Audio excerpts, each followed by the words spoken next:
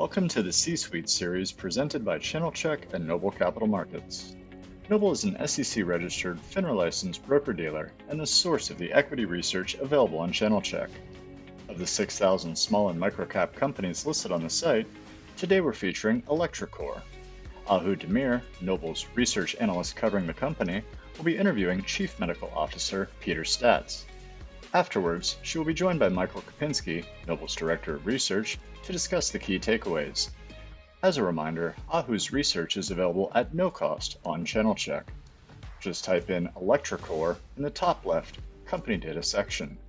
And now, here's Ahu and Peter. Hello, Peter.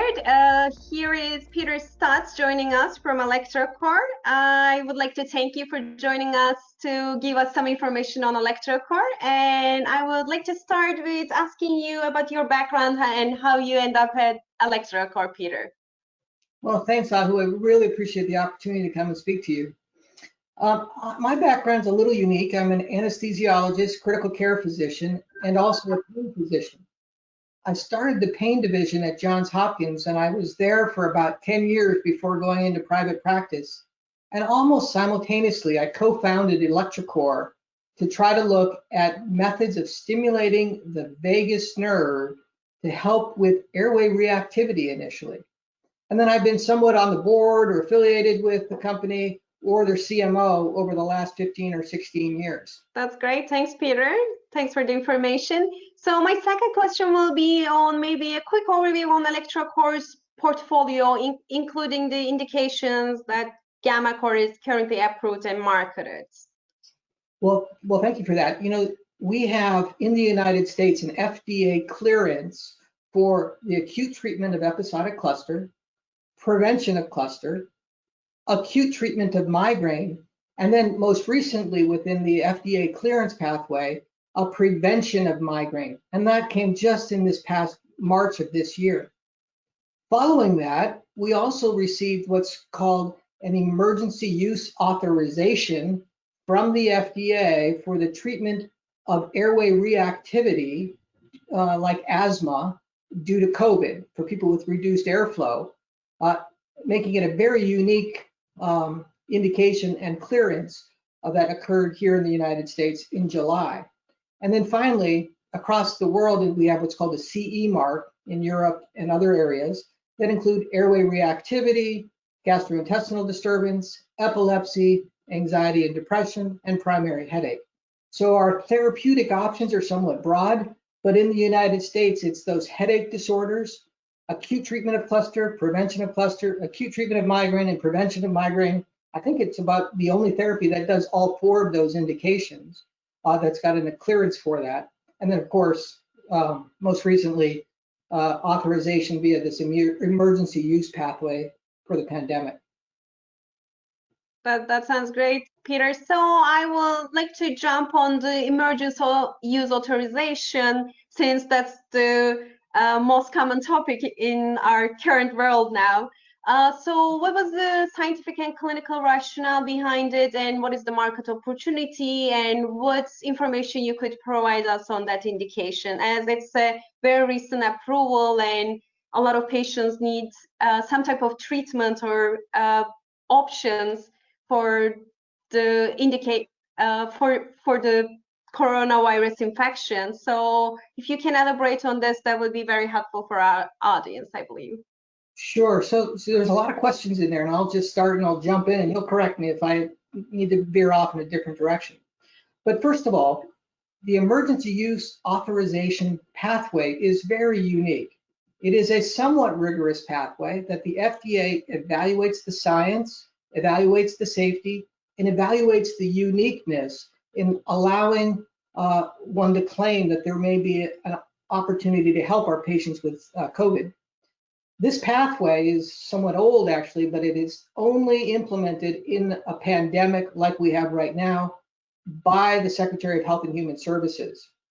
And there are very few, when people hear about this emergency use authorization pathway all the time, and they're mostly for diagnostics, and mostly what you hear about clearances are for diagnostics and PPE and things like that. There are actually very few that have made it through the rigors of the FDA for a therapeutic. You think of remdesivir, it's kind of a household name now. You probably hadn't even heard of it before the pandemic, but now it's become a household name because it is one of the only things that's used. You've heard of chloroquines that got an authorization and then it was withdrawn. You've heard of plasma convalescent serum, which has got a authorization and then is now on hold. There's plasma filtration systems, and then there's GammaCore Sapphire CV. So the way I look at this is remdesivir may help us with decreasing the viral load, but in terms of helping us breathe and helping us get better, GammaCore Sapphire CV is something that should be in the toolbox of every physician. It's somewhat unique also in that it has been authorized for patients who have both in their home setting as well as in a hospital setting, to be administered by a physician or healthcare provider or by the patient themselves. So it really does have some broad applicability for our patients with reduced airflow due to COVID and asthma and that whole interaction that's occurring there. That sounds great. That was detailed and great information, Peter. So my next question will be on the emergency use authorization. If you could maybe enlighten a little bit on it, since it's a very new pathway for approval. So how does the FDA take charge of this, and how the company think about it? So if you can provide a little bit of information on this, will be very helpful. Yeah. So the FDA wants to help the citizens of this country, in particular, who have been afflicted by COVID, and they want therapies to be out there to help them, but they also want to make sure that things that are out there are safe. So they have a relatively rigorous review process that they take a look at the preponderance of evidence that this is going to be helpful in a select population. They have a look at the data that we have out there on the safety of something. And then they look at uniqueness. Is there anything else like this? Are we just a me too? And what they found is, particularly in our airway reactivity area, we had some significant efficacy data that they thought was intriguing. We have over 10 years of safety data with our therapy in a variety of different indications. And of course, there is nothing else like this.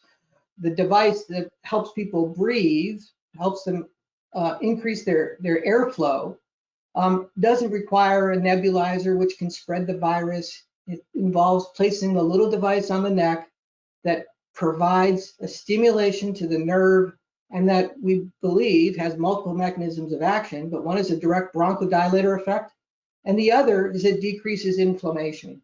And that's a mechanistic understanding based on a lot of animal work and a fair amount of human work that's been done with vagus nerve stimulation in particular on affecting inflammation. That sounds great, Peter. Before I move to my next question on the other marketed indications, I wanted to highlight, I am very familiar with GammaCore, however, our audience may not. So if you could provide some information how GammaCore works, how patients use it, maybe that will be very helpful, since it's not an oral medication and it has a very unique safety and efficacy profile, and also it's a medical device used as a medicine. So I think that will be very helpful if you can give a little bit more information on GammaCore technology, Peter. Sure. So GammaCore Sapphire, this is one of the therapies that we have approved for the various headache disorders that I mentioned. I think of kind of like a digital drug. We can place a little bit of conducting gel, place it on the neck where the vagus nerve runs, turns it on, and administer a dose of therapy. And what we find is that in the headache world, we can be very effective in decreasing the number of attacks that people have of either migraines or cluster and aborting those attacks. We also have data with the GammaCore Sapphire CV that this will improve breathing with an initial dose of drug. So the way to think about this is, yes, it is a medical device. And to some people, a medical device, you say, well, how could that possibly help with COVID? But I want to stop and think about the importance of medical device in our taking care of patients. If you have a slowing of the heart, you're going to get a pacemaker, a medical device. You may try a drug, but eventually you'll get a pacemaker. If you have severe back pain, you may try a drug, but eventually you'll get a spinal cord stimulator. If you have severe epilepsy, you may try drugs, but if it doesn't work, they'll put an implanted vagus nerve stimulator. And I think GammaCore Sapphire CV will go down in history, I'm projecting, as one of these therapies that is a medical device used to treat a medical condition, and it's going to turn out to be a very effective therapy. Thank you, Peter. I think that was very helpful for people to know how GammaCore works. So I wanted to move to pain indications. As cluster headache indication is much smaller, I wanted to focus on the migraine. So if you could talk about the market opportunity, competitors, and how GammaCore is differentiated compared to other products in the market, as it has been a quite crowded space and we have seen some recent approvals. So if you can highlight the differentiating factors and the market opportunity, that would be great. Sure. So cluster and migraine, broadly speaking, are a broad set of headache disorders that there is a lot of people, vying for space in this market. Our opportunity here and our therapeutic benefit is that we're non-drugs. We're a very, very safe therapy. We work in both acute and chronic. So a person can put the device in their pocket or in their purse and take it with them, and they can use it chronically. So it is not indicated for everybody with migraines. There are 36 migraineurs in the United States.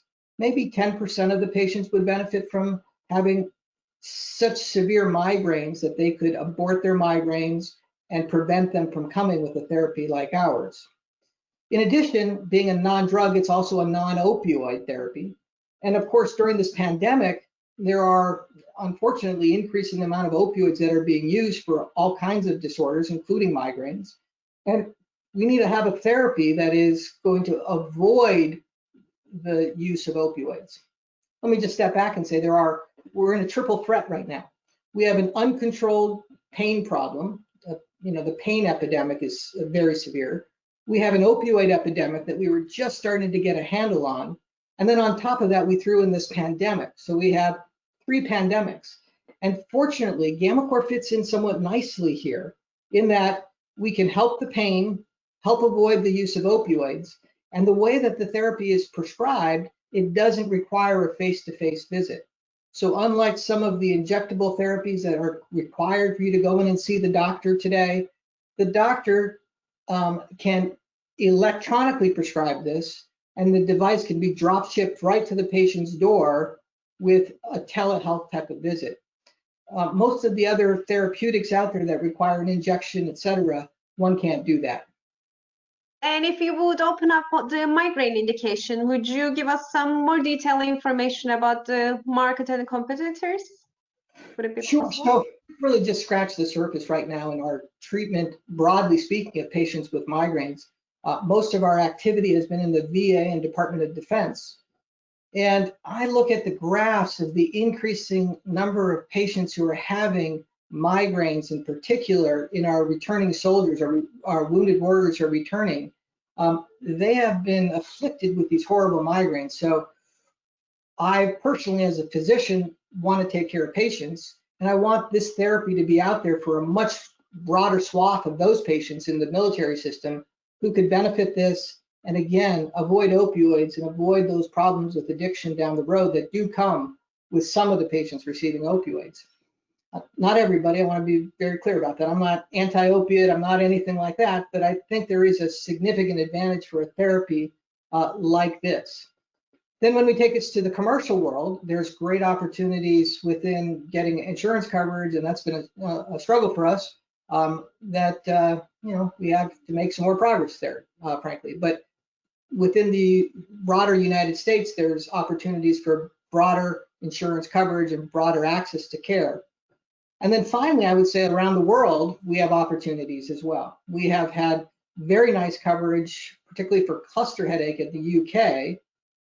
But there looks like we will be able to broaden our coverage and broaden our opportunities for with partnerships throughout the world. European Union is one area that we were looking at. Japan, other areas as well. So there are a number of opportunities throughout the world that I think we want to look at.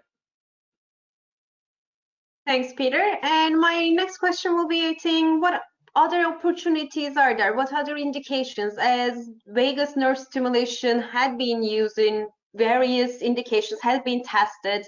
So Right. beyond pain and COVID, what other opportunities are there for GammaCore?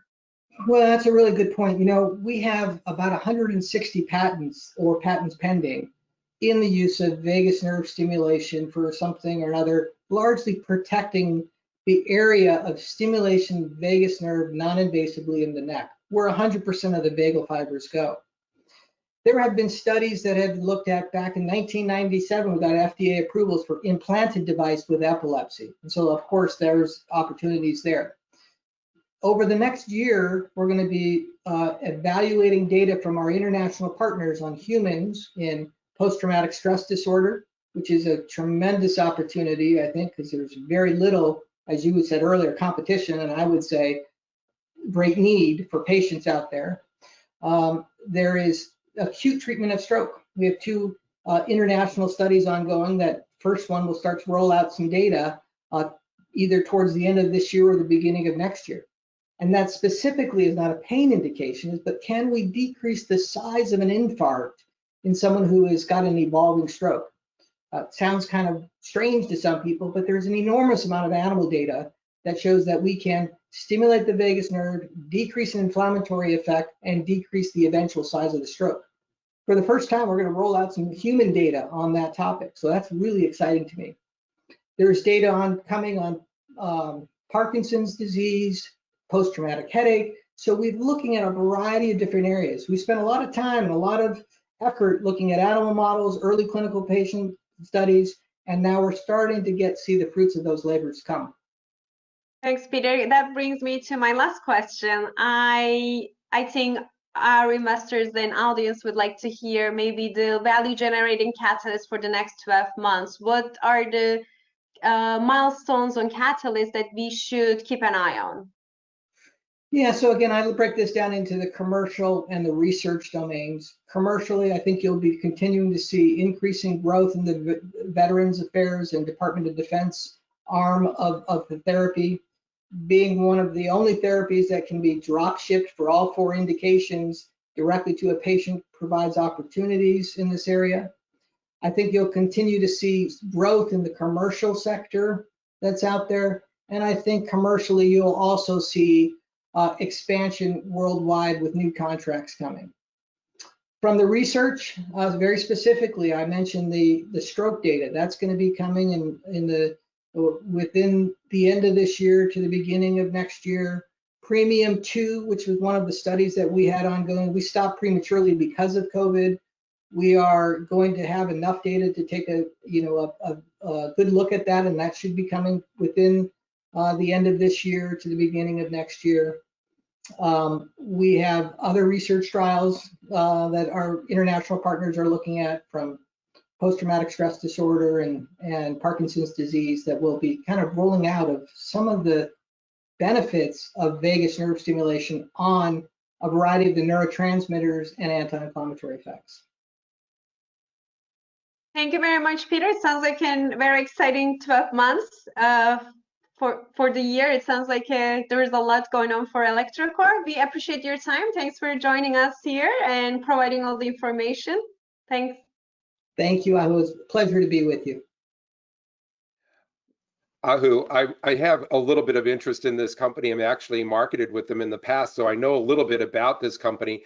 But the interesting thing is that this company has so much promise, but the stock has slid over the last several years. And actually, I think this COVID situation is kind of highlighted and put a spotlight on the company. And it's recently had a little bit of interest in the name. I was wondering if you can just talk a little bit about why did the stock have this slide over the last couple of years, and what your thoughts are in terms of, now that COVID has kind of put the spotlight on the company, is it now that the company is just starting to come into its own? Thanks for that question, Michael, because it's a good point to highlight, I believe. So as Peter mentioned, the GammaCore product is approved in 4 indications. 2 indications in acute and preventive, that makes it 4. And when the migraine indication is such a large market, it is expected to go above 9 billion in 2027.